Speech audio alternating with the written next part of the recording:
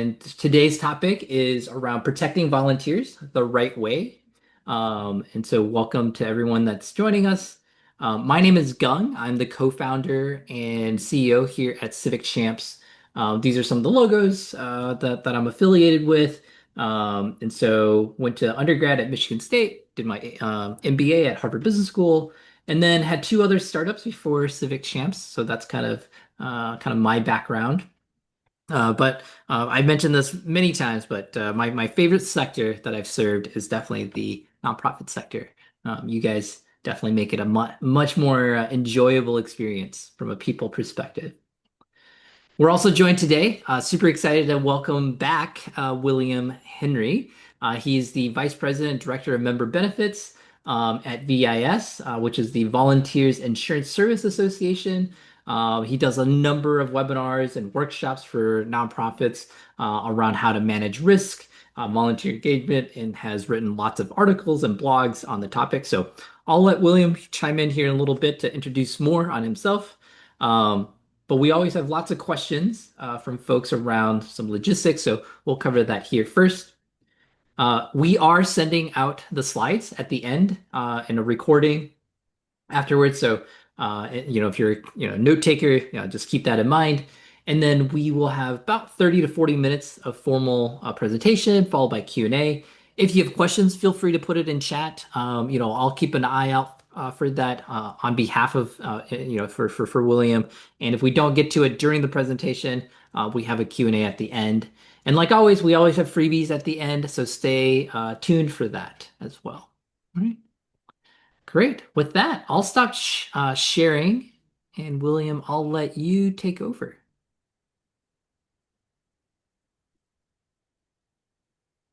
We'll see how our...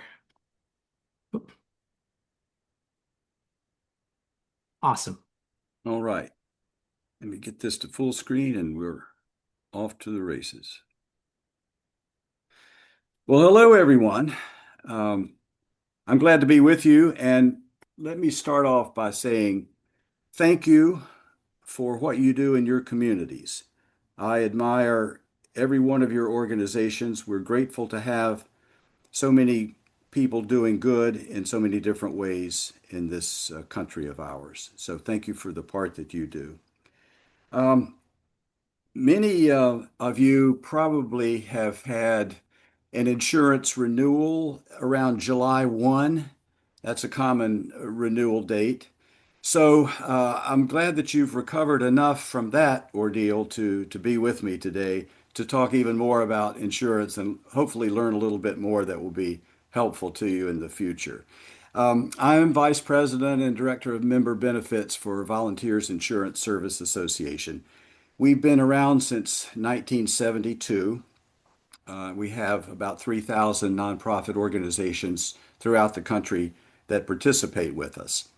And I'm pleased today to just go over some of the things that we have learned and that might not be apparent to you, but will be helpful as you think about the best way to protect your volunteers.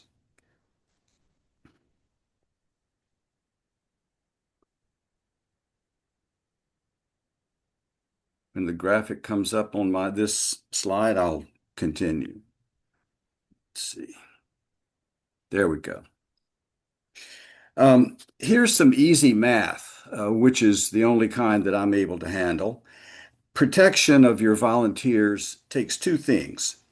It takes the right kind of insurance plus a risk management system that is tailored to your organization. There's no magic rather in risk management. There's some assembly required, but no magic to it. By the way, on the risk management part, Civic Champs is going to send you some handouts that might be helpful to you as you go about developing a risk management approach of your own that's appropriate to your organization. There's some of the resources that we make available to our members, and I hope they're available to you. All right. If you remember just one thing that I say today, let it be this. it is best to insure volunteers separately from your organization. Yes, you do love them, but that's no reason to have volunteers on the insurance policies that are designed to protect your organization and your staff. The reason I'm emphasizing that point is that I'm pretty sure that most of you are presently including volunteers on your general liability policy. Now, um, liability, the L word. Every time I do a workshop or a webinar, I get questions about it. We would like to do this. We would like to add to our operation a special project or program, but we're concerned about the liability for it. Well, um, your your general liability policy protects your organization in case someone holds you responsible for bodily injury or property damage. Your insurance company will include volunteers on your policy at no extra charge. That sounds good, but it isn't, and I will explain.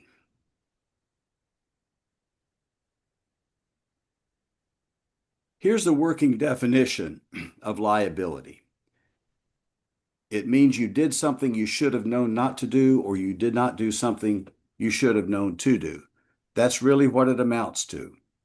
So it's not just that something bad happens, it's whether or not you should have known better than to let it happen.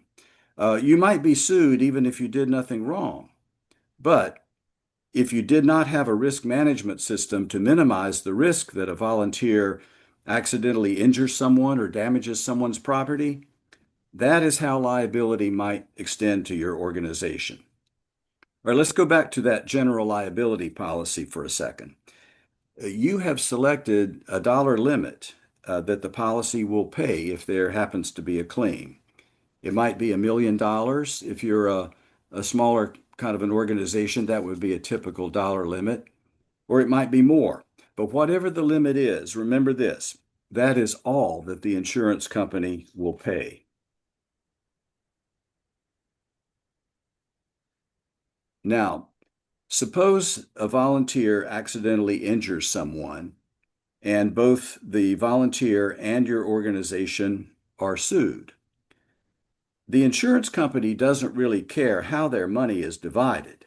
They just know that they will not pay a bit more than the dollar limit you have selected. So, if you have a $1 million limit and the judgment or settlement amounts to 1.2 million or 1.5 million, where will the extra money come from?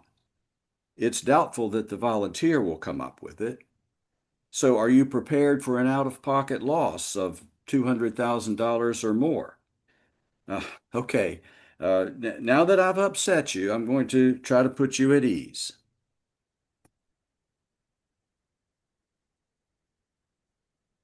Let me go back up here.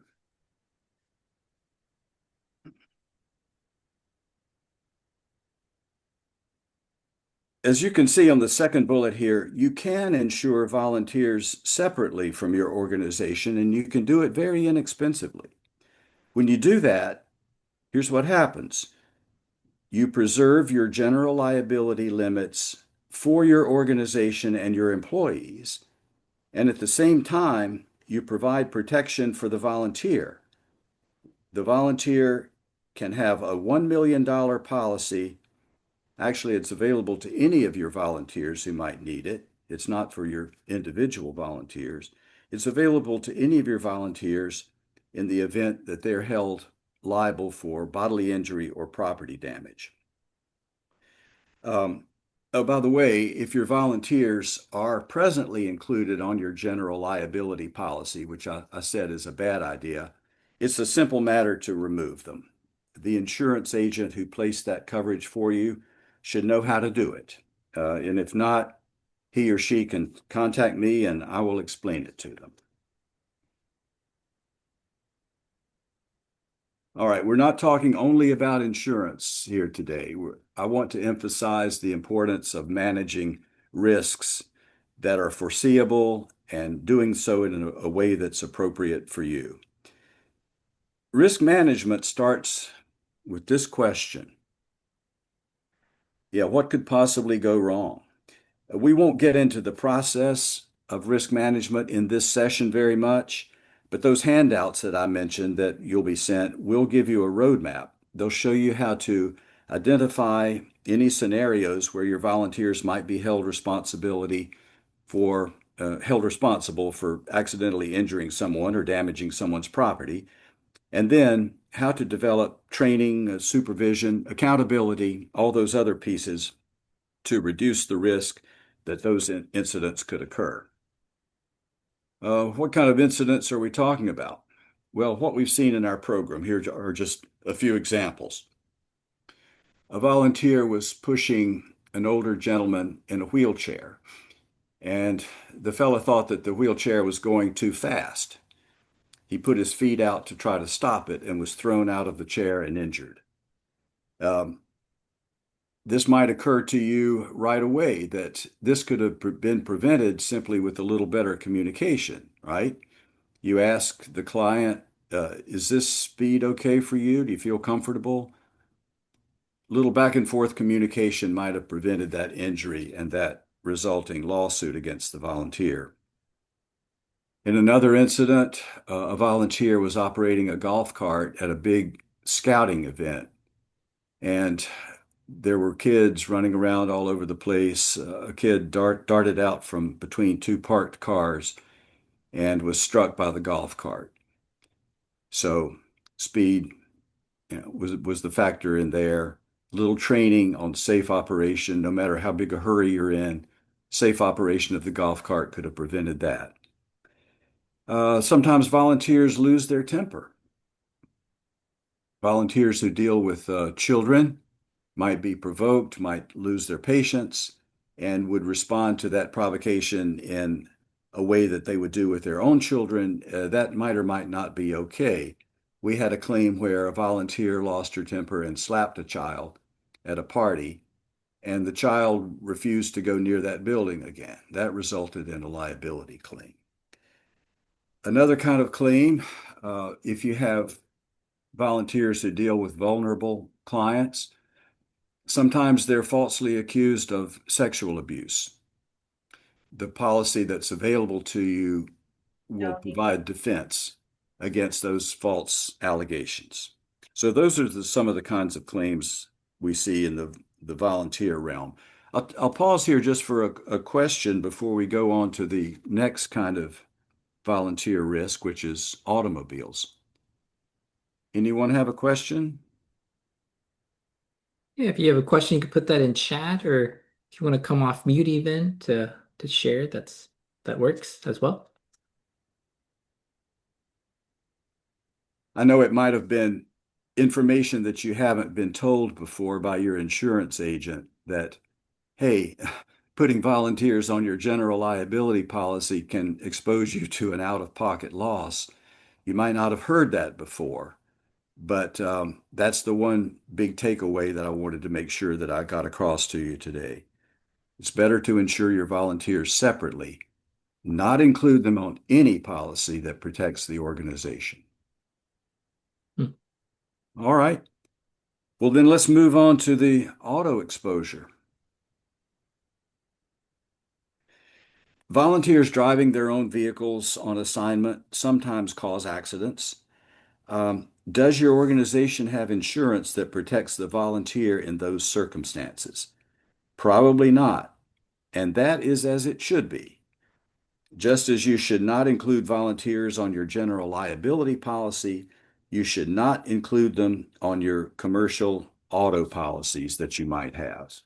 There are many reasons for that that I won't get into detail now, but the bottom line is don't ever put yourself in a position where you are sharing your liability limits with volunteers.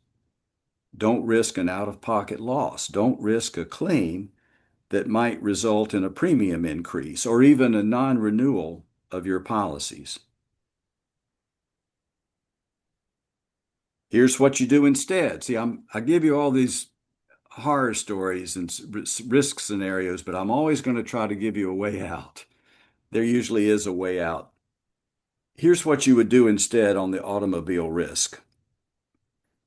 To protect your organization itself from a claim involving a volunteer driver, we recommend what's called a non-owned and hired auto policy. We have such exotic terminology in the insurance business. Non-owned and hired. What that does is protect your organization if a volunteer causes an accident, whether they're driving their personal vehicle or a rental vehicle, as long as it's not owned by the organization, uh, that's covered. Your local agent might have recommended this to you and can place the coverage if you don't have it already. It's not expensive. The cost varies just depending on what part of the country you're in, whether you're in an urban or a rural environment, lots of different factors. But that's something your local agent can get for you if you don't have it already, non-owned and hired. Now, to protect the volunteer driver, a lot of volunteers on their personal auto policies are maintaining whatever the state minimum is for liability coverage. In a serious accident, that might not be enough. So an excess auto liability policy provides additional limits above those of the volunteer driver's own policy. The one that we offer provides up to $500,000 in additional limits if the volunteer's own auto policy proves insufficient for the damage. We have had some very serious auto claims in our program, including some fatalities. There's a lot that you can do in the area of risk management to reduce that risk. We have these documents that we make available to our members. We call them preventer papers. They're 1 page and 2 page mostly documents that are very good for small group training or just to give to the individual volunteer if you can't get a small group together for training. We have about 24 of them on various aspects of vehicle safety. And also, we developed something with the National Volunteer Transportation Center called, it's an online safety training program just for volunteers called You, the Professional Volunteer Driver. You can have your volunteers take that course. If they go straight front to back, it's about an hour. It's self-paced. There are questions at the end of each segment before they move on to the next one. It's like if you took driver's ed when you were in high school, it's like driver's ed, but with special attention to communicating with the client in a case where clients are being transported, and that's the volunteer's assignment.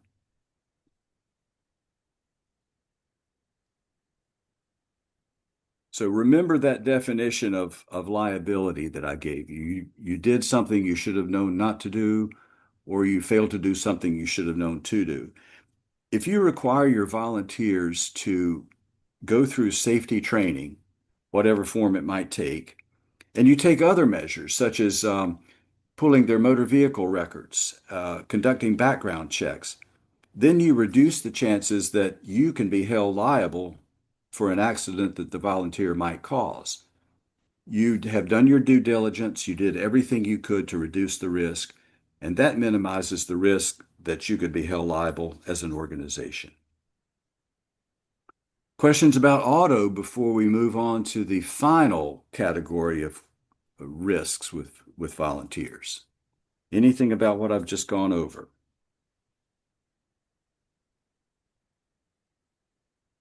I'm not that good. Everybody's just stunned, maybe. All right, we'll have time for questions at the end, but let's move on then to the last major category of claims, and that is injuries to the volunteer himself or herself. This is by far the most common claim in our insurance program. Falls are the #1 cause of injuries, but there are many other kinds as well. The good news, before I get to the good news, let me give you some other news. Oops. Your general liability policy has a provision called medical payments. If you look in your many hundreds of pages of your policy, you'll find it in there. It probably says that if someone is injured on your premises, a third party, which would include volunteers, then $10,000 is available for payment of their treatment of their injuries. That's not really very much. That's the first problem with it. The limit is of $10,000 might be very low considering the cost of medical treatment. The other problem, and you probably saw this coming after what I've been covering so far, you don't want a claim on your general liability policy, a claim of any kind. You could be risking your ability to obtain coverage in the future. Here's the nasty truth about volunteer, or rather about insurance company attitudes towards nonprofit organization. Most of them don't really care whether they have your business or not. I'm sorry to have to tell you that, but it's the truth. There are exceptions. There are a few insurance companies that actually want your business, that understand your risk exposures. But if you're not with one of those, the insurance company might take any excuse that they have to either jack up your premium or non-renew you altogether. All right. Now, the good news, you can insure your volunteers for up to $50,000 in the case of our program, in case they're injured. The policy is $3.95 per volunteer per year, less than the cost of a lunch, as I like to say. By the way, inflation doesn't apply to everything that you purchase. Up until July 1, our premium was $4.40. But with the claims experience that we've seen in our program in recent years, we were able to drop that premium to $3.95 per volunteer per year. William, there is a question that came in around transportation. Basically, would it be smarter for folks to transport clients? And this is from the example is, they're students via Uber or Lyft rather than a staff member's personal vehicle or a volunteer's personal vehicle, I guess. Well, that's certainly one way to insulate yourself from a potential claim, but you're going to have to pay Uber or Lyft, even if you have a special payment arrangement, you have to pay them for that service. Where's that money going to come from? There are many, many organizations that participate in our program that that have volunteer drivers only, and those volunteer drivers, there might be a reimbursement for gasoline. Many volunteers just contribute that as serving the organization. So it's less expensive if you just have volunteers transport using their own vehicles. And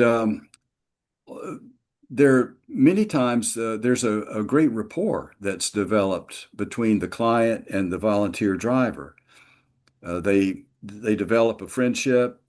The client looks forward to seeing that particular volunteer. It's a reciprocal relationship too. So you don't. Helen Kirshner, who is one of the great pioneers in uh, volunteer-based transportation, always used to say, you could the safest way to have a volunteer transportation program is to put all the vehicles inside a corral and lock the gate. But you don't get anything done that way. So risk management doesn't always demand this very safest, most foolproof solution. You can provide services if you just dig a little deeper, put some steps in place to understand the risk, and then put appropriate risk management procedures in place. I hope that answers the question.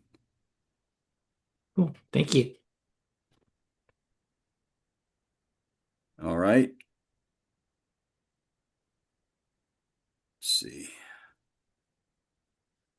Um, go back to this for a second.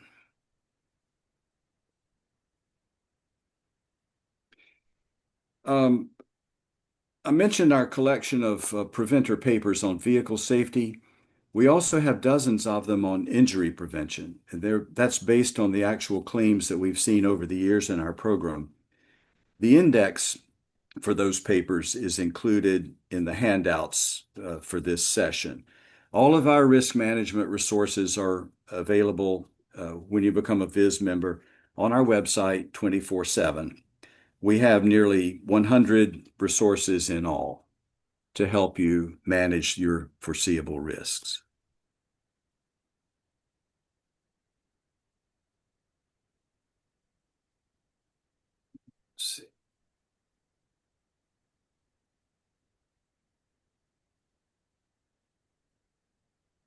The last point I'd like to make is that you are off when you offer the right combination or you practice the right combination of insurance and risk management, you're creating a benefit for your volunteers.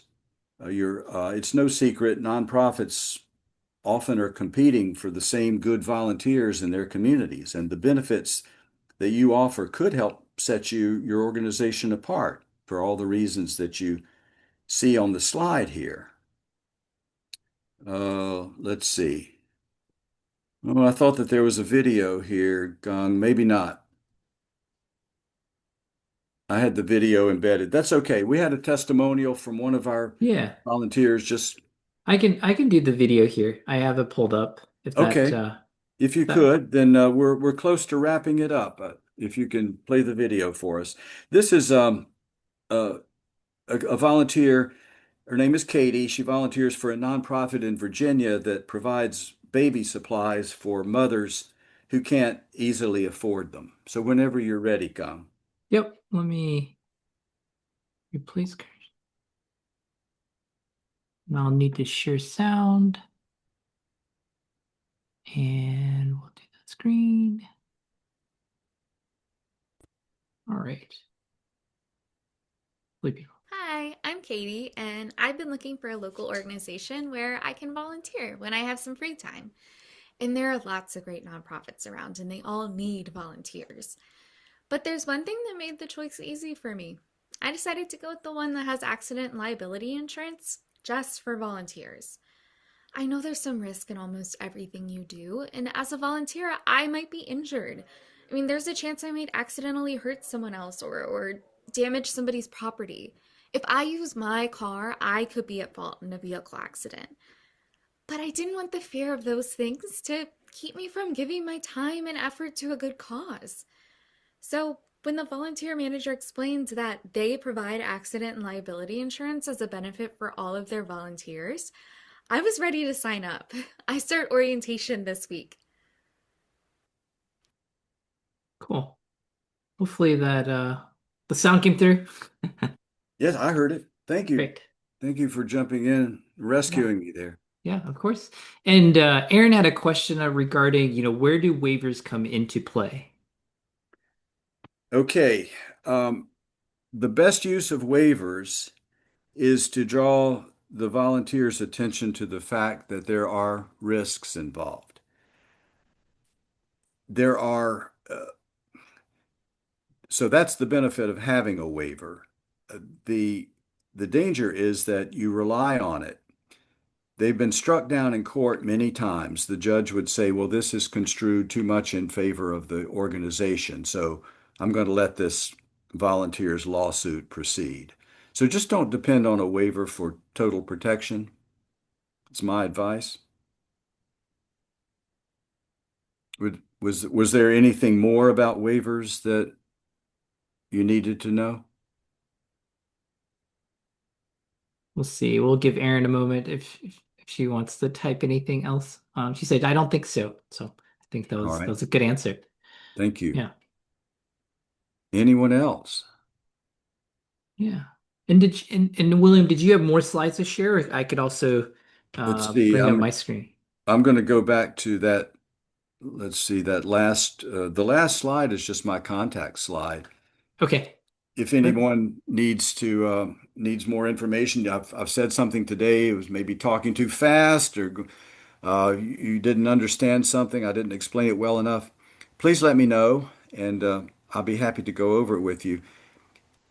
Or if I'm not available, our insurance program is administered by Acrisure, which is one of the largest insurance brokers in the world now. And Jennifer Yarnell at that email address and toll-free number would be happy to talk with you about the program as well. Awesome. Awesome. Great. Well, if people have additional questions, feel free again to put those in chat. We'll give folks just a couple, a couple minutes to kind of gather their thoughts if there's things that are kind of percolating. Um, but in the meantime, let me just share my screen again on my side. And I know I turned off my camera, so let me turn that back on as well so you can all see my face again. And so yeah, so again, if you need William's contact, this is it right here. And then real quickly, we try not to introduce ourselves at the beginning and kind of dive right into the presentation. But for those that aren't familiar with Civic Champs, we're a volunteer management software company, and so we support nonprofits, some of which are on the call today. In terms of everything from recruiting to onboarding to scheduling, engaging their volunteers, retention, and reporting. Um, and one of the things that we're really proud of recently is that we were voted on Capterra, one of the review sites, as the best value for volunteer management software and also best ease of use. So that's kind of our, when people ask, what sets you apart or what makes you different, I guess that's not in our own words, right? But what others have said. And then just real quickly, if we're, give you a taste of what we can do, this is our mobile app. We have mobile apps, we have online platforms, but this allows people to really easily check in for events. We collect feedback from folks at the end of events. We can also do this on a kiosk as well. And then you can see, you have all of this information collected. You can see the feedback from people here right on the side, really helping with retention of your volunteers as well, right? And then we try to make reporting super, super easy as well. And finally, if you're interested in like integrations with some of our partners, we do support integrations with Little Green Light and Razor's Edge NXT. So I know that's increasingly asked for thing is, will you integrate your data with my donor CRM, right? And then finally, yeah, so we'll keep this up here. If people want to reach out to myself or William, but yeah, if there's any additional questions, we'd welcome that here in chat. And so let's see, we got a couple things, I think. Um, da, da, da, da. Someone said they emailed me with a question, so I will field that right after this session. Okay, great. Um, but I don't see anything else. And so with that, then we're always looking for feedback. And so if you enjoyed today's presentation, please let us know. Or if you have other ideas for future presentations, we just reviewed this a couple weeks ago with Ariana and myself. She's the one that helps me put together these webinars. So that's one reason we brought back William is, we saw that folks enjoyed his presentation last time. And so we wanted to give folks another chance to hear from him. But otherwise, yeah, if you want to fill out that form right there, that'd be terrific. And then I don't know, William, if you want to talk a little bit about freebies, you mentioned some Okay. documents we can share out with folks. Yes, sure. The it's a little bit too much to go into in a webinar to explain the steps of developing a formal risk management system. But the handouts, two of the handouts do that. One of them is specific to volunteer transportation programs.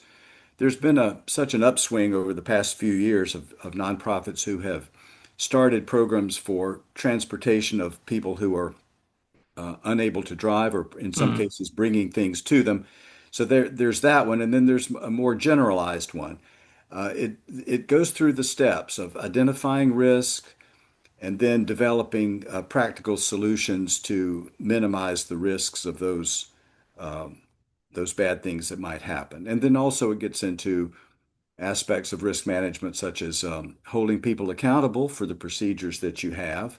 Yep. Volunteers are human resources, just like paid staff, except they aren't paid. So our view is that they should be held accountable for following your procedures just like everyone else is. Right. And the third one is, I mentioned a couple of times our preventer papers. That you can see the titles of all the papers that we offer there. And if you are a Viz member, those are available to you on our website anytime you need to grab them. So I hope those resources are helpful to you as well. Cool. And so yeah, so we'll look to include those that information here when we send out the recording along with the slides as well. So great. Well, thanks everyone. Really appreciate you all joining. William, thanks for coming back again.